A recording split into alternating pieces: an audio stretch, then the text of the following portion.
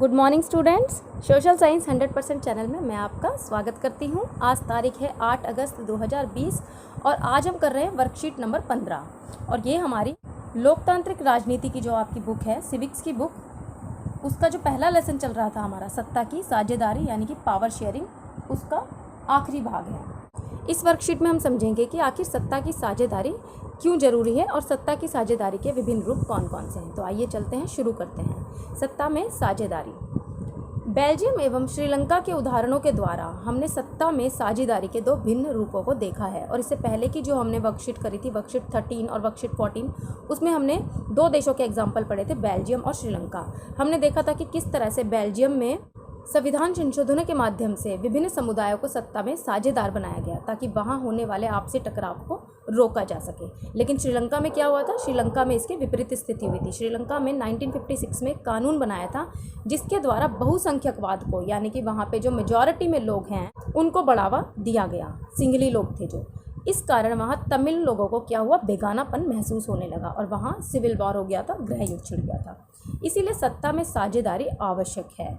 तो दो एग्जाम्पलों से आपने समझा कि अगर हम पावर को शेयर कर देते हैं, सत्ता में सभी लोगों को भागीदार बना देते हैं, तो इससे क्या होता है, देश में स्थिरता आती है, स्थायित्व आता है और टकरावों की संभावना खत्म हो जाती है। लेकिन अगर हम बहुसंख्यकवाद को अल्पसंख्यक लोगों पर थोपने लग जाए तो क्या होगा? इससे देश में हिंसा, तनाव जैसी समस्याएं उत्पन्न हो जाती है और गृह युद्ध भी छिड़ जाता है, जैसे आपने श्रीलंका के एग्जाम्पल में समझा। तो आपको ये समझ में आ गया होगा कि सत्ता की साझेदारी बहुत ही आवश्यक है और लोकतंत्र की तो आत्मा होती है सत्ता की साझेदारी।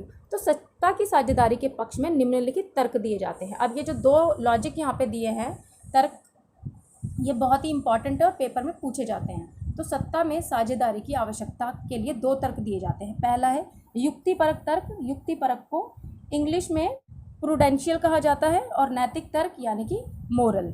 ठीक है, तो मोरालिटी के बेस पर भी ये जरूरी है और प्रूडेंशियल भी है। तो हम देख लेते हैं कि युक्तिपरक तर्क क्या होता है। तो पहला तर्क जो है उसमें सत्ता का बंटवारा ठीक है क्योंकि इससे विभिन्न सामाजिक समूहों के बीच टकराव की संभावना कम हो जाती है। चूँकि सामाजिक टकराव जो है आगे बढ़कर हिंसा और राजनीतिक अस्थिरता का रूप धारण कर लेते हैं, यानी कि अगर हमने सभी सामाजिक समूहों के बीच में सत्ता का बंटवारा नहीं किया तो इससे क्या हो सकता है, आगे चलकर टकराव होगा और टकराव से आगे हिंसा हो सकती है और हिंसा होगी तो राजनीतिक अस्थिरता आएगी, यानी कि पॉलिटिकल अनस्टेबिलिटी रहेगी देश में।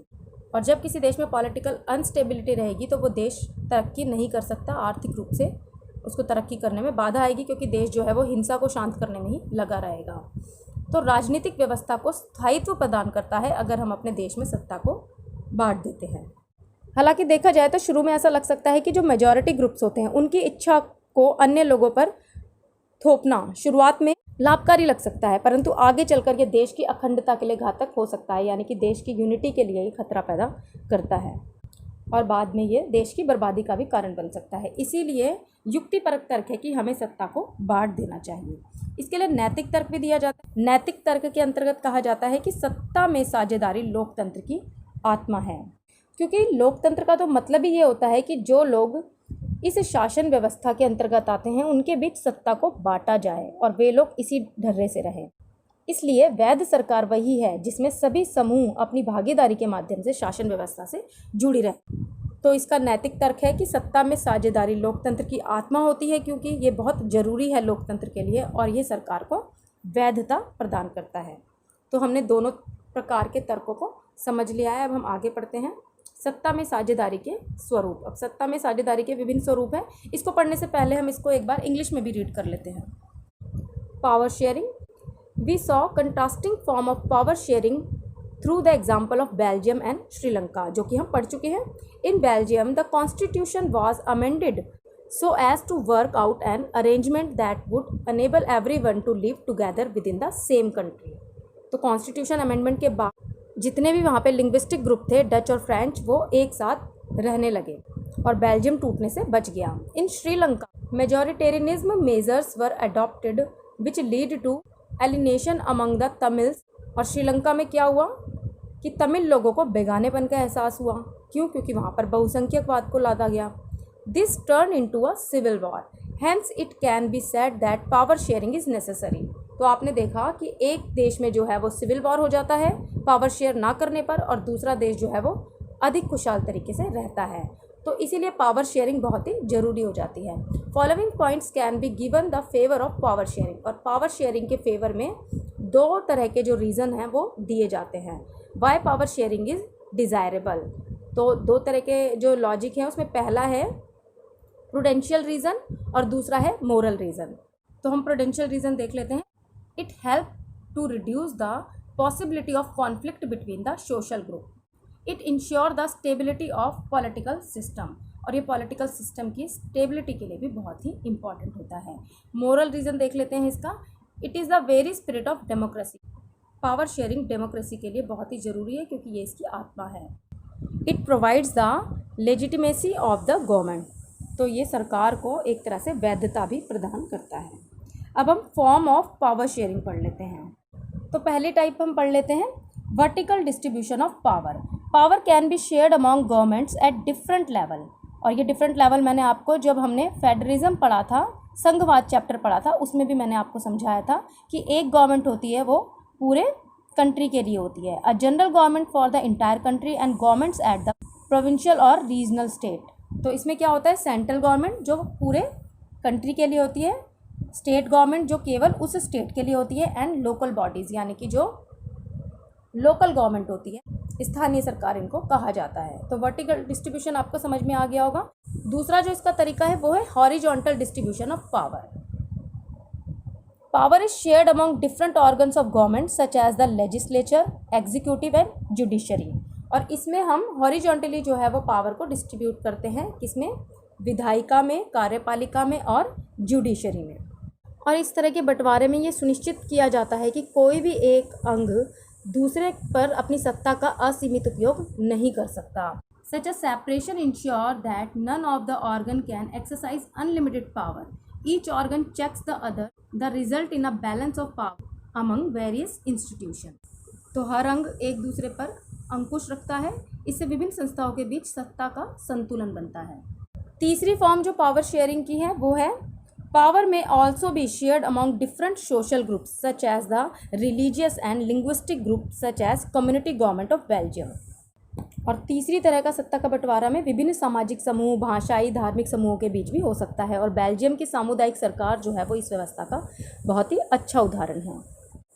कुछ देशों के संविधान तथा कानून में भी इस बात का ध्यान रखा जाता है कि सामाजिक रूप से कमज़ोर समुदाय और महिलाओं को प्रशासन और विधायिका में हिस्सेदारी दी जाए। और हमारे देश में भी हमने पढ़ा था स्थानीय पंचायतों में और स्थानीय नगर निगम में 1/3 जो है महिलाओं के लिए सीटें आरक्षित की गई है, जिससे कि उनका भी इक्वल रिप्रेजेंटेशन जो है वो शासन में हो सके। ठीक है, फोर्थ पढ़ लेते हैं हम power sharing among social groups, pressure groups and political parties.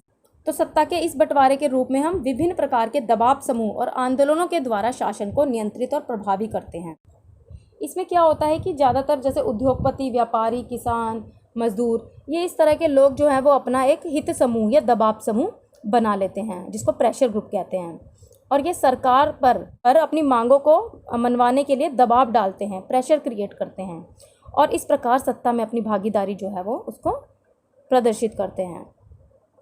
तो ये जो इंटरेस्ट ग्रुप होते हैं, ये ट्रेडर्स के, बिजनेसमैन्स के, इंडस्ट्रियलिस्ट के, फार्मर्स के, इन लोगों के होते हैं।